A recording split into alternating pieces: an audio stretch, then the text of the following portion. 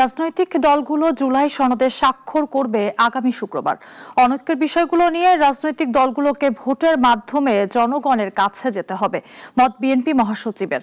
জামাত সহ কয়েকটি দলের নভেম্বরে গণভোটের দাবি কোনো মাস্টার প্ল্যান কিনা প্রশ্ন তুলেছেন বিএনপি নেতারা। রাজধানীতে সমাবেশে বক্তব্য রাখেন তারা। ঠাকুরগাঁওয়ে নিজ সংসদীয় আসনে 4 দিনের সফরে বিএনপি মহাসচিব মির্জা ফখরুল ইসলাম আলমগীর দুপুরে এক অনুষ্ঠানে কথা বলেন তিনি। দেশের বর্তমান পরিস্থিতি, পিয়ার নিয়ে আন্দোলন, জুলাই সনদ ও গণভোট সহ নানা বিষয় তুলে ধরেন তার বক্তব্যে। জুলাই সনদের বিষয়ে বলেন, যেসব বিষয়ে ঐকমত্য হবে না তার জন্য ম্যান্ডেট নিতে হবে জনগণের কাছে, আর গণতন্ত্রের জন্য নির্বাচনের বিকল্প নাই। দুর্ভাগ্যক্রমে আমাদের যারা সংগ্রাম করেছেন, লড়াই করেছেন, তাদের মধ্যে অনেকেই বিভিন্ন রকম মত পোষণ করছেন। এটা হতেই পারে। তার জন্য সেটাকে লক্ষ্য করে, সেটাকে কেন্দ্র করে আমরা আন্দোলন করার রাস্তায় এটা কোনো মতেই গ্রহণযোগ্য নয়।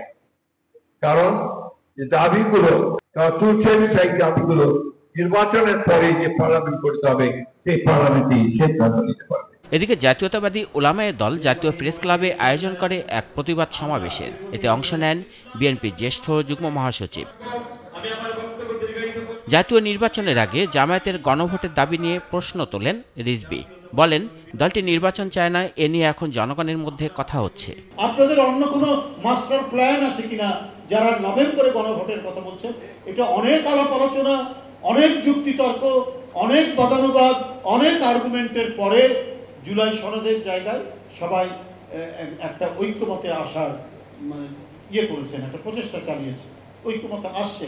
তো সেই ক্ষেত্রে আবার আরেকটা শর্ত দিয়ে এটাকে একটা বিশৃঙ্খল তৈরি করা, এটা জনমনে একটা বিভ্রান্তি তৈরি করাটা কেন? পতিত সরকারের সাথে জামায়াতের মিল রয়েছে বলেও জানিয়ে বিএনপির এ নেতা বলেন, তারা এখন পতিতদের ভোটের জন্য মরিয়া হয়ে উঠছে।